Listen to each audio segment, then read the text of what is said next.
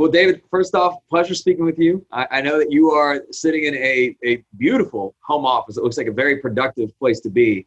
But I'm curious because I know you guys have been up to a lot in the practice over the last couple of months. If you can kind of speak to what your experience has been and some of the initiatives that you put forward. Yeah, thank you. Yeah, I'm in my home office. It's been here for about 10 years, and I really started using it 2 months ago. So I'm lucky to have this. As far as the office goes, we've implemented a number of projects and changes in this time to engage the staff, to improve upon our work processes. And then we've done a lot of marketing activities as well, lunches for medical folks at the hospital, Facebook posts that have generated quite a lot of reach. And so these are two new areas that we're pushing in. And so we've made a big push in engagement on Facebook, and for example, in the office, working with CRISP, and as you know, I'm pretty new to CRISP, and so working with Audrey, she has been a big blessing for us in providing us with ideas on things we can do in our office to improve, to engage our staff, to stretch them and their abilities. And we've really found out who's all on board among our staff, and you get to know them pretty good. And I'm real pleased with almost everybody. So we wanted our staff to get into some kind of project, and I left it wide open. Improve your work, improve your department's work, anything that will help the firm. You pick it, you tell me what it is, and this is a project that I want you to do. Well, after getting one project, I decided I was going to assign projects to people. And so they've embraced it. I think they had trouble thinking of anything to do. And so they've embraced it, and we're getting an awful lot of work done that never would have got done.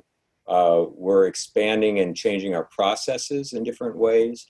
We're developing key performance indicators for every job in the office, which turns out to be quite an enormous task, but we're undertaking it, and we really need to do that so that we can objectively measure people's performance. And I know I want to see that as a manager, and I actually believe that the employees want something like that too. That way they're not left adrift sometimes as they could feel, but they've got a goal to attain every week or month or every day, depending on the job. Now, prior to all of this, I mentioned you guys were not a remote workforce. What was that experience like, going from basically everybody being in the same place to then going remote, both from the standpoint of the team and technology? We fortunately we're a cloud-based office, so technologically it was easy, and we've always provided laptops for most positions, and those that didn't have them, we got them laptops to work at home. And so technologically it was easy. We had to coordinate certain things, postage and things, but no major hurdles with that. We've held the office together through Zoom. So we're very thankful for Zoom.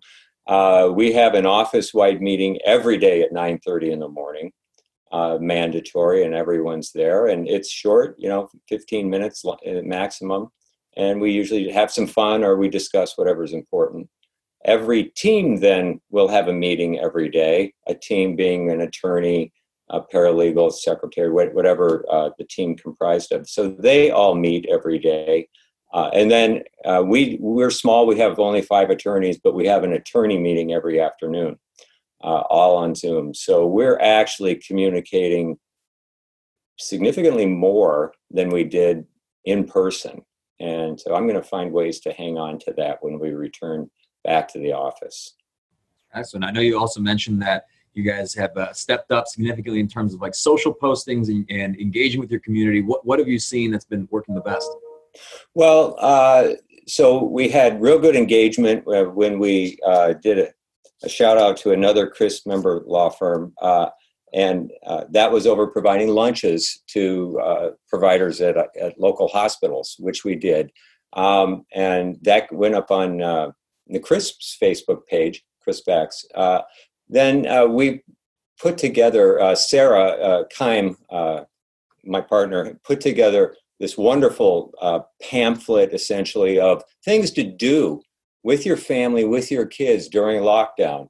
And it's just it's a beautifully kind of illustrated, colorful thing with a great photo of her family on top of it. So it made a great Facebook post, and it was engaged almost I think 5,000 people, which for us is far more than we've ever seen before on Facebook. We did so. Some of the projects that I've given to some of the 20-somethings that work in the office, they have to produce a certain number of Facebook posts for our Facebook page. So we're integrating that. We're on a schedule, 14-day schedule for things we're putting up. And some of it is of interest. I did a video just at my desk here, which was new for me, dealing with some changes in our car insurance law in Michigan. Tremendous. Another one that was over 4,000 engagements, questions coming back, and we plan to do a live Q&A through Facebook about changes in that law. So these are a few of the things that we're doing. And so we're going to continue expanding that effort into social media, of course. Now, I know you mentioned that there's going to be a number of things that you will keep doing, you will hang on to even as we come out of COVID. Which of those items have you found to be the most impactful? I know for sure it seems like the KPIs, the processes, a lot of the daily rhythms, like the check-ins for sure. For sure, the KPI we're just developing. About half the firm, 2 departments are developing and giving us outlines of their processes as they are. So then management's going to go through those and try to cull those down and go back with these folks. So and actually, they should be develop and feel like they're developing these with us, so we have a complete buy-in. And so that's going to be a major. That's going to be the basis for our evaluations moving forward. We've never found a good way to do it. And Audrey really is teaching us how to do that. The social media obviously is going to keep expanding. And being new to CRISP, we didn't even get to shoot our videos. So that's going to happen in June. We're excited about that. June 15, God willing. And so that's going to open up a whole new world. We changed our SEO company, for example. So that's been quite a project, and we're just coming back with a redesigned website.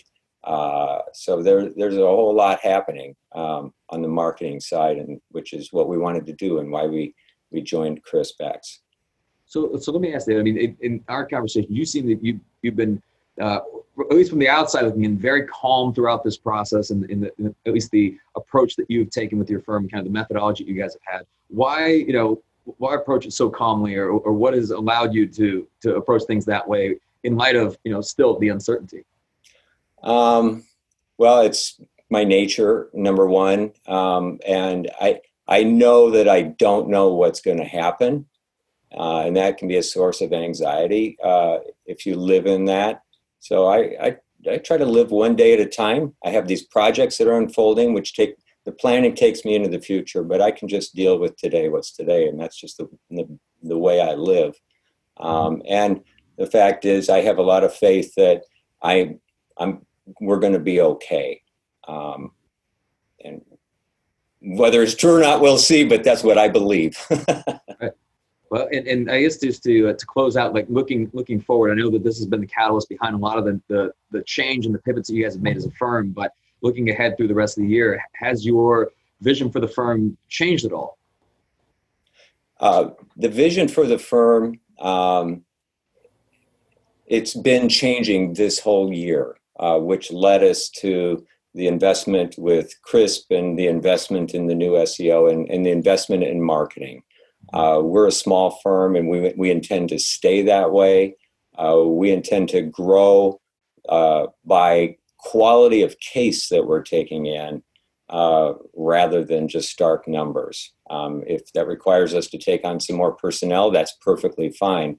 But the goal is not to be gigantic. The goal is to just make the revenue be gigantic. So that's the vision I have for the firm. I'm in my 60s. I don't need to create a 100-lawyer firm. I have no interest in managing that.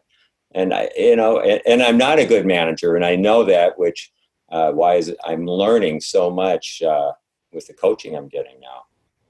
Well, excellent. Well, David, thank you very much. It's been a pleasure speaking with you.